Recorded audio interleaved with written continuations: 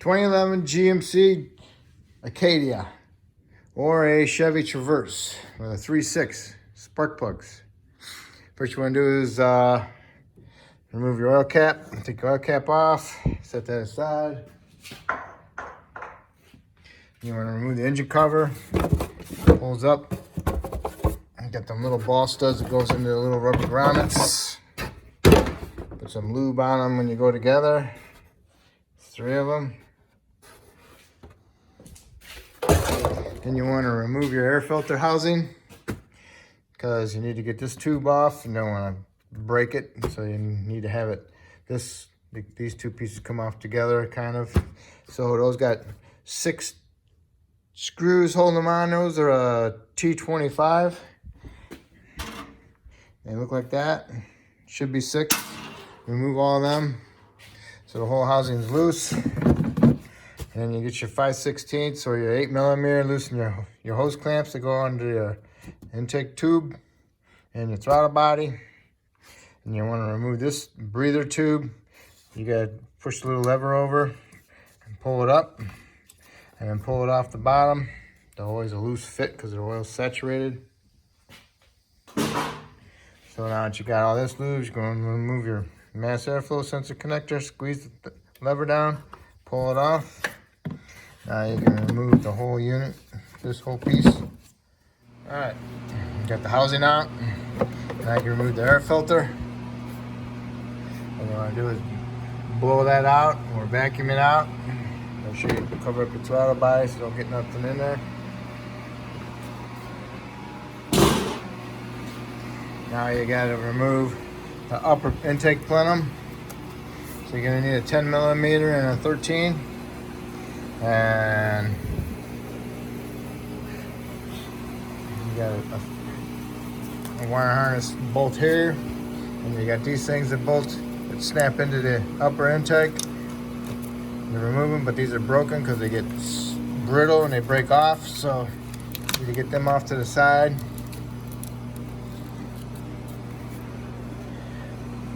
So you need to take that one off. And then these lines out of there, and this goes over to the brake booster. You want to take that one off. Comes out of the brake booster, wiggle it back and forth. Let's pull it off of the valve.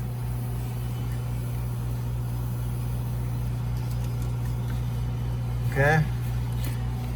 Undo it. And this stud. Alright. Then what I'll do is I'll take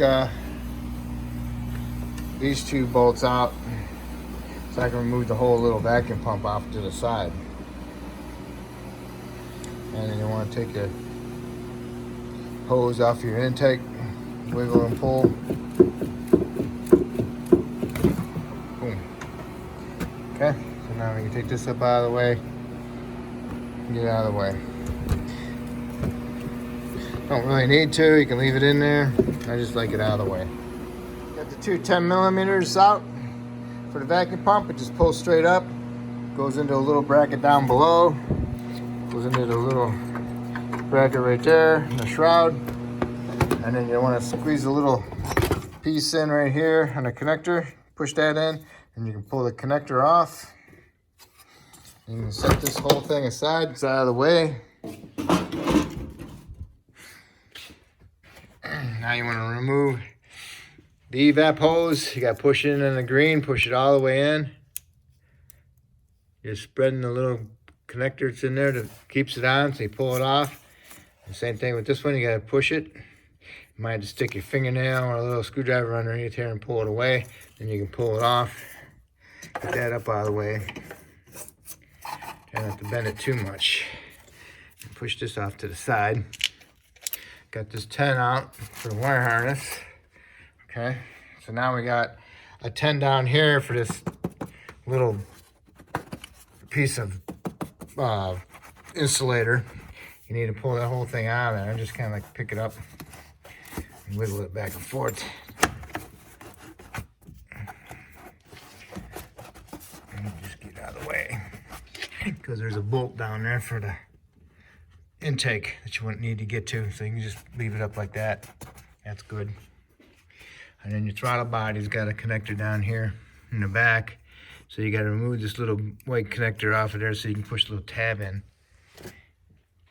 And then you got 3 bolts here, 1, 2, 3. And then you got 3 here, 1, 2, 3. And then you can wiggle the intake and pull it up. And you got this one here for like the PCV. That one it's a little tricky. He just turns and pulls up. Just twist it and pull up because it's just on a O-ring that snaps in there. All right. Got all your 6 bolts loose. Take all your bolts out. Grab hold of the throttle body and break it loose and feel it. Make sure there's nothing else plugged into it or stuck on it somewhere. Okay. And I got one right here, this harness. It's stuck in the front end to it, so I got to pull that off. Other than that, I think that's it. As you're pulling the intake out, you want to hold these wire harnesses over here off to the side and pull the intake out through this way towards you. All right, intake's off. Here's your upper intake gasket. If you can get a new one, get a new one. They're a little pricey little boogers, and they're a little bit hard to find sometimes. Set it aside. You might want to get a vacuum and vacuum this off up here. Then put a towel over it. And you want to blow off the top of your area for the blowgun. Get some of the dirt off of there. Get the dirt out from around the coils. Here's your coils. There's 3 of them. There's 3 over there. They're held in with a 10mm bolt. You're going to have to push down on the little connector. As you push down on it, then you need to pull it. Push it down and get a little push and pull. A twist and pull. Push it down, twist and pull. Okay? Do that to all these, just 3, and then go on the back and do the same thing. Then you can remove the 10s. The bolts stay with the coils. Sometimes they'll drop out, so be careful, don't drop them. And then lift the coil up, and then blow out the spark plug holes with some air. And then you get your 5/8 spark plug socket and pull out your spark plugs. And notice how they come out. If they come out tough, you know, then you gotta look at your threads on your spark plugs and inside of the head. And also do a visual inspection on your spark plugs to see how well they're firing, how they look, you know, if they've got a lot of oil on them or a crust. Okay? Alright, when you pull your spark plugs out, inspect them, make sure they look okay. If they have oil on them, like that, then the spark plug tube is leaking. And this is not the type that is leaking past the O-ring on the top. The tube actually goes past the O-ring, so it goes all the way down to the base of the head. And those are sealed into the head. In order to do that, you gotta replace the head. But what I'm gonna do is I'm gonna clean it up. I'm gonna put the spark plug back in there, and then I'm gonna clean it up, get all the oil out of there, suck it out, blow it out, and then I'm gonna find a way. I'm gonna put a little bead of silicone around the base of that and let it dry. I mean, as long as it's not filling all the way up and hitting the coil, getting the coil wet, should be okay. And hopefully that little bit of silicone in there will help slow it down. Okay, I have 3 spark plug holes that I got oil in. So I put the spark plug back in there, and I put some sprayed some brake clean in there, put a rag over it with a blowgun, blew it out. Did that like 3 times. Got me a 3/4 inch deep well socket, put some silicone on it, and I'm going to stick it down inside the spark plug tube. And I'm gonna wiggle it, I'm gonna turn it. So hopefully it smears it around the base of the tube. Because down at the bottom of the tube it gets a little bit narrower, just a little bit. And hopefully it'll catch on that and it gets stuck in there. And then I'm gonna stick a 13/16 down in there. It's a little bit bigger. And that'll hopefully wipe off my tube, inside my tube. And then I'm gonna bottom it out. And that'll be right where that line is, where the tube seals against the head. I don't wanna put too much in there because I don't want these sticking inside there for next time when you gotta remove them. Okay? So I'm gonna see how this works. I cleaned it out. So now I'm gonna put this in there and I'm gonna move it around. Just gotta get this out of the way. Let's see. Never done this before. Push it in there. Get all the way down to the bottom. Turn it. It's not very level, but I don't care because I wanted to be able to mush it into that spot where the tube meets the head. Okay. I'll pull that out. Let me look in there and see what it looks like. Get a light.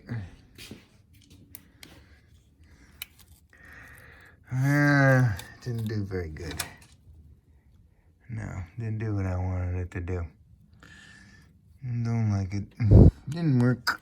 I did that a couple times. I did 2 more times, wiggling it around and pushing up against the sides. And if you could, I don't know, if you could see in there, right there, you could see the gray line right above the shiny part of the aluminum is where it is. And that section is full of it. And it's all the way around, so it looks good. So now I just need to stick the 13/16 in there and wipe off the sidewall. I stuck the 13/16 down in there, and I turned it inside there a couple times, and I pulled it out. It's looking pretty good in there. Don't look too bad. It's worth a shot. So I'm gonna pull that spark plug out and I'm gonna put my new ones in, and then put my boots, my coils back in there. Now I got 2 more to do in the back, 1, 2. If you got the same, do them all at the same time. That way you don't have to keep wiping off your sockets, okay?